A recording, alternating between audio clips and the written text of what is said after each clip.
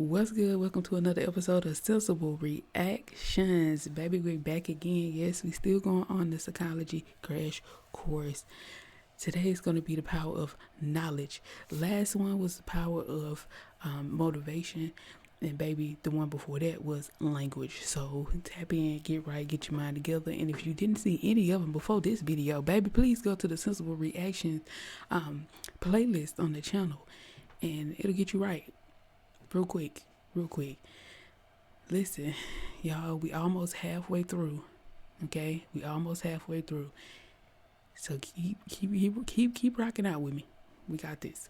But let's go ahead and get into the video. I don't want to hold y'all too long. If you want to catch me live on Twitch, the best thing that I can stay to do is hit that follow button and hit the bell, because I go live randomly. Okay?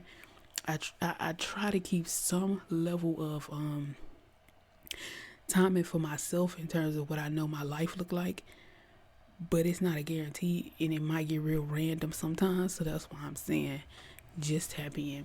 Also, if you are enjoying any of the content, of course, make sure you subscribe, or at least just come back a couple times and see how you feeling. And hey, hit that subscribe button, hit the bell. Of course, I don't have to tell you it's free. You already know that. Okay, you already know it's free. So anyway, all right, let's go ahead and get into this one. Boom, boom, boom, boom, boom, boom, boom, baby.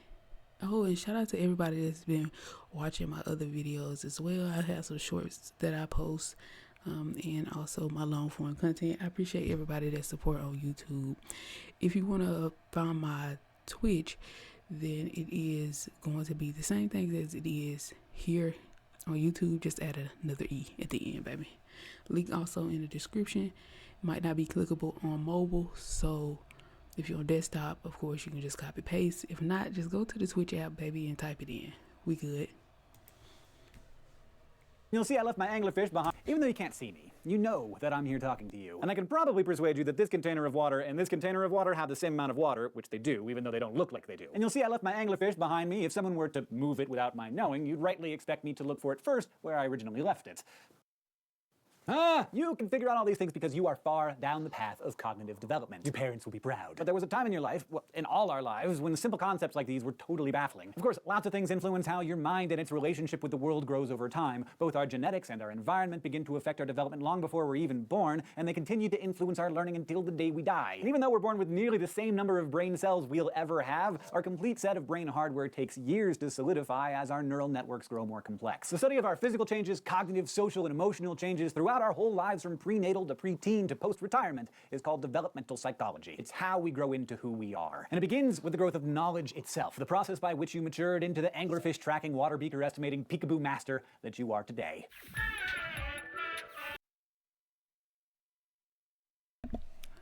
It's a lot of little information unloaded that quick there. At the age, we tend to follow a sequence of changes in behavior and appearance called maturation. Everyone's affected differently by their personal experience, of course, but we all share inherent genetic growth tendencies. We roll over before we sit before we stand, and we stand before we walk, and we walk before we breakdance. The same thing applies to our cognitive development, how we learn to think, know, remember, and communicate. And if you're going to talk about cognitive development, you gotta start with Jean Piaget, developmental psychologist extraordinaire. Piaget was from Switzerland, where he was kind of a wonderkind and got his PhD in zoology in 1918, began dabbling in Freud's psychoanalysis. After graduation, he headed to France to work on a method for testing children's aptitudes and abilities. While administering these tests, Piaget began to notice how younger kids kept giving wrong answers to certain questions. He became fascinated by the fact that children of a certain age consistently made particular mistakes that older kids and adults didn't. Like the younger kids would have a really hard time understanding that idea I just showed you, that this container has the same amount of water in it as this container, or that this row of coins has the same number as this row. While others might have dismissed these as childish mistakes, Piaget theorized that it was because humans go through specific stages of cognitive development and intellectual progression. His main game was asking, how does knowledge grow? He proposed that as we grow and struggle to make sense of our experiences, we create schemas, or mental frameworks that help interpret information. Schemas are like concepts ranging from physical... I just call it referencing. Y'all know that's my word. Reference, baby. References. We create references. Okay? Yes. This connect to that, and yeah, the web of the mind and the neural. Okay? Yeah. Because, baby, if y'all remember the early days, we got so many receptors and connectors, and baby, these things go all over the body. crazily, and the brain alone is chaotic. We create schemas, or mental frameworks that help interpret information. Schemas are like concepts ranging from physical things like birds and hats and eye patches to abstract ideas like friendship and betrayal. And we're constantly striving for cognitive equilibrium or harmony between our thought processes and our environments, which are always giving us new things to think about and adjust to. Piaget proposed that we adapt to new experiences through two processes that are closely related: assimilation and accommodation. When we assimilate new experiences, we interpret them in terms of our existing schemas. So if a toddler has never seen a deer but has a schema for horse, she may call the first deer she sees a horsey. She wants to fit it within her understanding. But with more interactions in the world, our minds expand to accommodate or adjust to new experiences. This is such a... Because why did I immediately think, can I pet that dog? Why did I immediately think about that? So soon enough, that kid realizes that deer aren't just horses, and she adjusts her schema. From there, she'll be able to tell the difference between Bambi and Black Beauty in no time. But our knowledge base grows in ways that are much more complex than just those two steps, and Piaget knew that. You know what's so amazing? When the kids correct the other kids. That's not a dog. That's a horse. Like, you know what you know about a horse. That's a horse. He went on to devise a four-stage theory of cognitive development that described how we learn in different phases of our lives. He called stage 1 the sensory motor stage, which begins at birth and continues on to about age 2. This is the time when babies experience the world through their senses and actions, touching and grabbing and looking and hearing, and putting things in their mouth. From what I can tell, mostly just putting things in their mouth. Younger babies may get scared around strangers, seem to live only in the present, and have to see something to know it exists. This makes them very easy to... Something about that just... All right, yeah. Tricks, if you're into that. I mean, if you have any experience with babies, just think about this. Toss a blanket over a 6-month-old's pacifier and they think it vanished. They lack object permanence, the awareness that things still exist when they're out of sight. They're not all things a phone. Oh, my goodness. Babies shouldn't even have phones in their hands, all of that radiation. And yet, we develop so quickly that just a month or two later, that baby already understands better that objects and people don't disappear just because they're hidden. Object permanence, in Piaget's view, was one of the major achievements of the sensory motor stage. The second of Piaget's phases of development is the pre-operational stage, and he believed it began around age 2 and carried on through age 6 or 7. The thing about kids at this age is that it's all about them. The pre-operational stage is marked by egocentrism, which drives most of what a child thinks and says. Kids have a hard time imagining another person's point of view, so much so that when I was a kid, if you asked me if I had a brother, I'd say, sure, John. But if you asked if John had a brother, I'd be like, nah, I don't think so. Egocentrism, of course, never fully disappears, even in adults who understand how the whole sibling thing works. The pre-operational stage is also marked by a child's ability to mentally represent objects and events with words and images and pretend play using their imagination. They're big into animism now and believe their favorite bunny, Batman, or stuffed anglerfish has feelings and opinions and possibly the intent to kiss or kill you in your sleep, depending on how they're feeling. Still plenty of kinks to work out. Piaget suggested that early in this stage, kids don't yet understand the concept of conservation. Like how 500 milliliters is the same as 500 milliliters no matter what container it's in. They can also struggle with the notion of reversibility. It's hard for them to mentally reverse the process by which a ball of clay smashed flat can be rolled back into a ball. It's a concept that takes some time to understand. And these challenges... Yeah, I was watching that study too. Yeah, I was watching that before, and they took it through different age groups, and that was interesting to see how the kids develop. Hold up, let's see.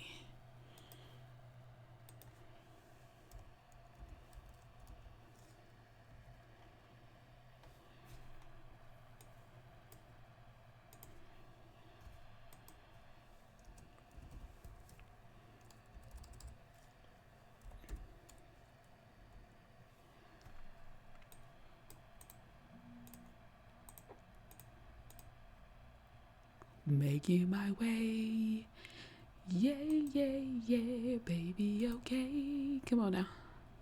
Hey, yeah, yeah, boo doo doo doo, doo doo da da da da. Okay. So that was one that I actually watched what happened. They showed it in real time. Hold on, let's see.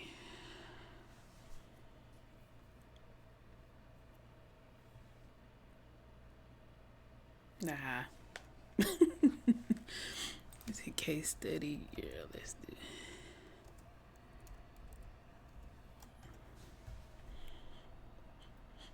Da, da, da, da, da, da. Here it goes. See, look at that.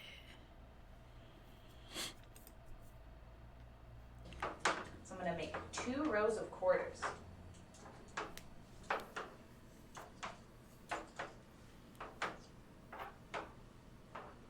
Okay. Does this row have more quarters? Does this row have more quarters, or are they the same? The same. The same? Okay, now watch. Now, does this row have more quarters? Does this row have more quarters, or are they the same?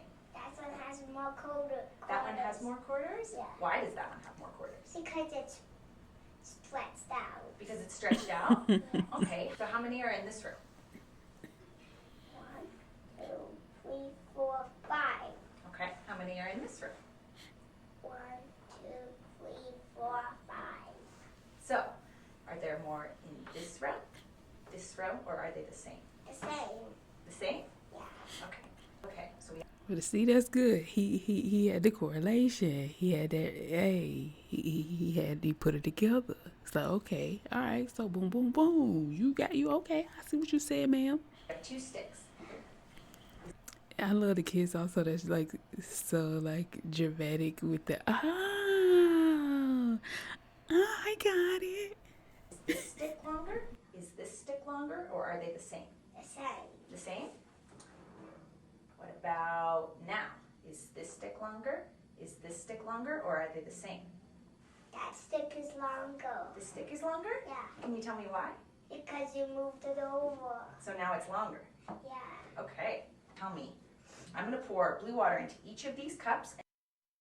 So it also seems like what they're doing is like just their reference is a little, they need a little bit tweaking basically. That's what it's giving. I can see what's happening here.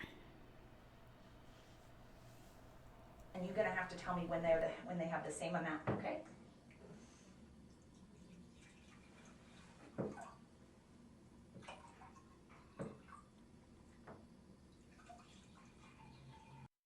Really quick, because why did I watch a video of this woman is literally having to pick out, and if this is a real thing, baby, I guess it's picking your battles. I guess it's picking your battles. As a parent, you're counting grapes and strawberries to make sure both kids have the equal amount, and you putting the equal amount of water in both of their cups so they have nothing to bicker and fight over. Whoa. Okay, tell me when this one is the same. The same. The same? Those 2 are the same now? Yeah. Okay. They the same? I like his style. Good. The way did the same. Good. Okay, now watch this. We're going to take the blue water from this glass, and we're going to pour it into this glass. Now, does this glass have more water? Does this glass have more water, or are they the same? Has more water. This one has more water? Yeah. Can you tell me why? Because that one's higher than that one. That one's higher than that one. Right. His logic is not all that bad, you know what I'm saying? It's just, the technicality of the question makes the difference. I'm with you, my guy. We here. Can you tell me, does this ball have more Play-Doh? Does this ball have more Play-Doh, or are they the same?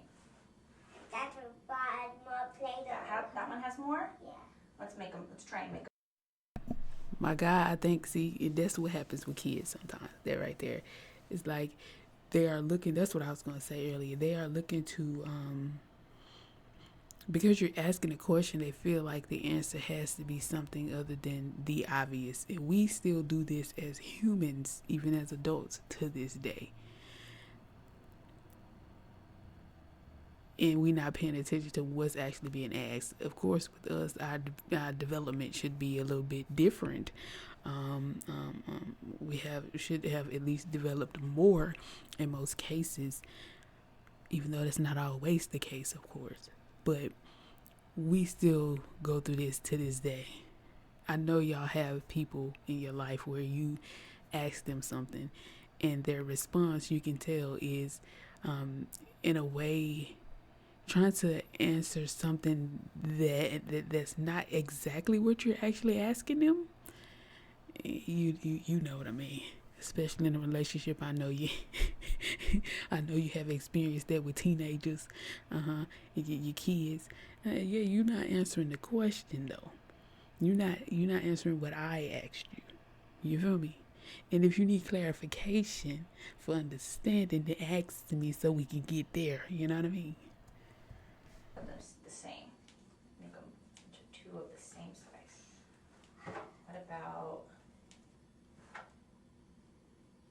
What about now? They're the same. They're the same now? Yeah. Okay, now watch. Now, does this one have more Play-Doh? Does this one have more Play-Doh, or are they the same? That one has a more Play-Doh. That one has more Play-Doh? Can you tell me why? You smushed that one. Because that one's smushed. How about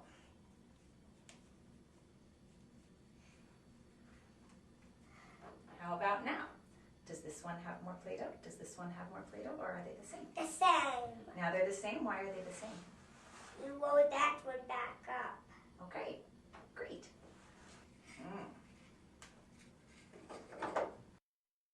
My boy looking like, now how much more we got to go? Because, yes. And do you got some more cookies, ma'am, that you bringing out of here? Because I need some treats. I need something, baby. Did we share the Got graham me doing all crackers this fair? work. Is this fair? Yes. Yes? Can you tell me why it's fair? My boy got a little greedy. He shook his head no, it was in his spirit, but he wanted that cookie. But he was like, you know what? Just go ahead, baby. Don't even worry about it. Yep.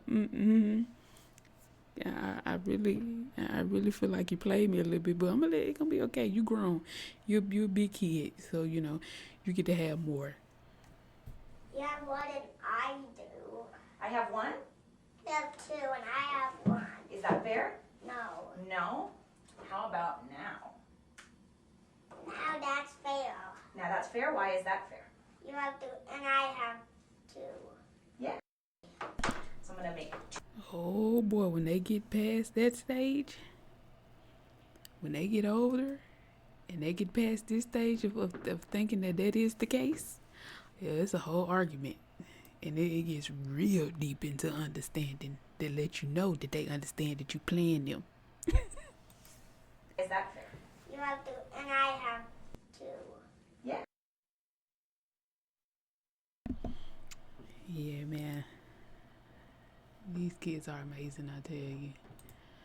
All right, let's continue.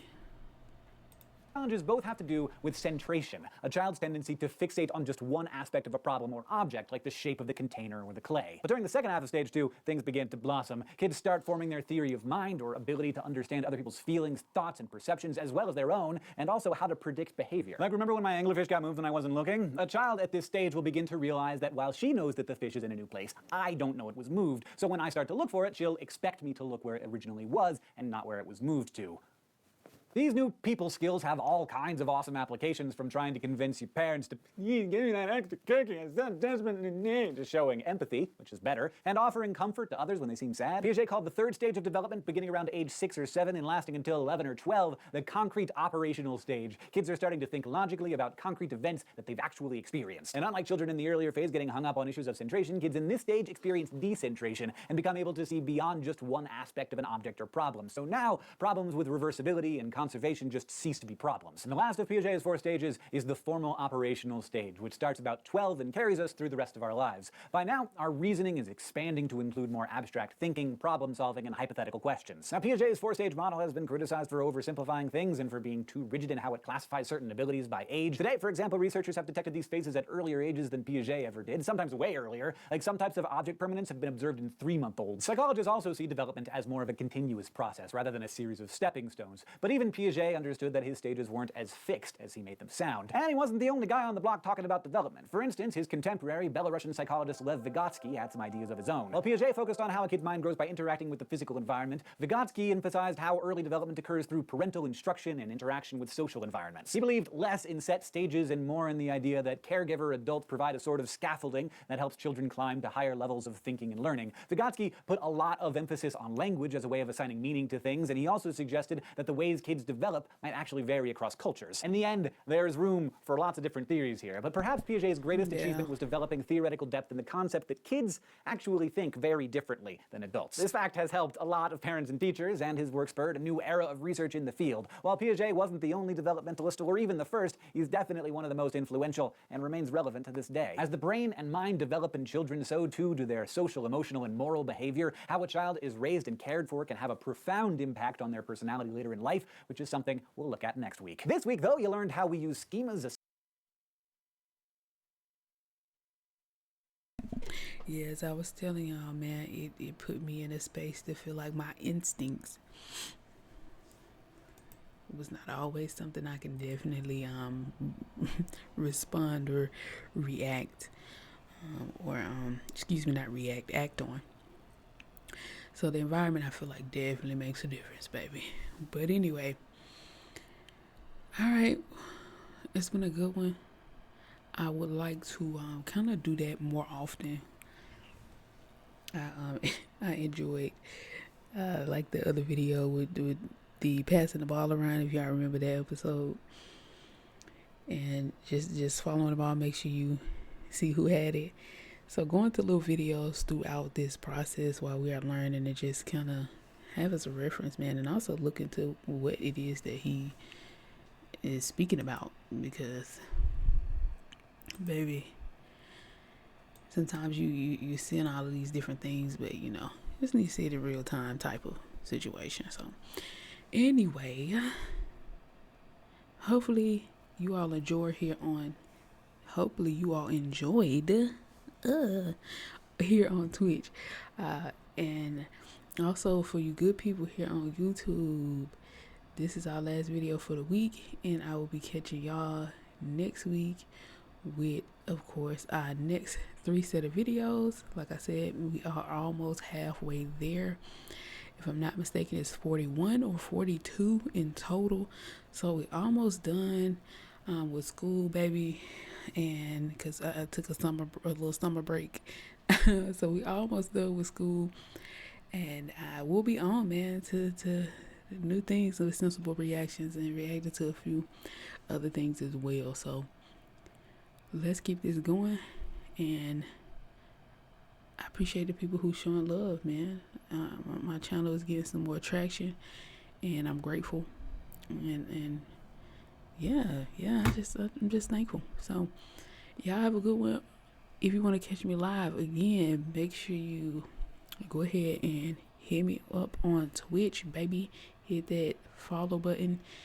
Again, you'll see it also on the screen up here to the left side above what I have as my personal knowledge and opinion. All right, you'll see all my social medias up there. And if you've been enjoying yourself, if you have watched a few videos, or if you good and you locked in now and you enjoying, baby, hit the subscribe button. Of course, hit the bell so you know when I have posted a video here on YouTube. And that's it. Nothing else. I ain't got nothing else to say. I'm tired of talking. All right, I'm done. All right, y'all have a good one.